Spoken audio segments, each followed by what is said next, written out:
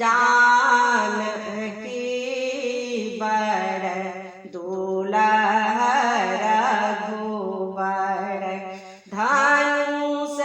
तोड़ल आई है जानकी बर दुलह रघुबर धनुष तोड़ल आई है पड़ल नगर हकार घर घर आयली गायनी नारी है पड़ल नगर हकार घर घर आयली गायनी नारी है काहू सखी लेल कलश सिरहर काहू हाथ जल झारी है काहू हाथ जल झारी है काहू लेल पान चानन लेसी चौमुख दीप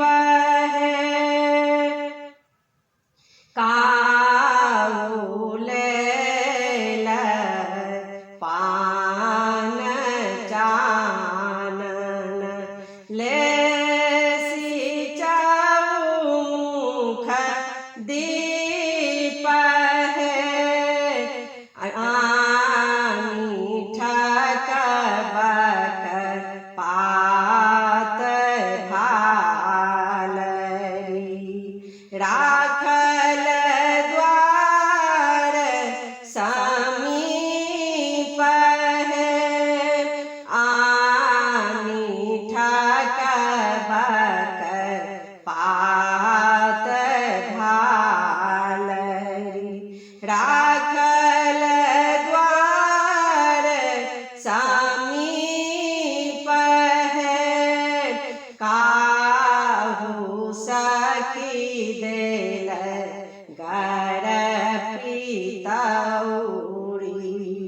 हार काहू उठ बन आन है आजू शोभा धनी राजा कामी भेल कन्या दान है भेल कन्या दान है आजू शोभा जनक मंदिर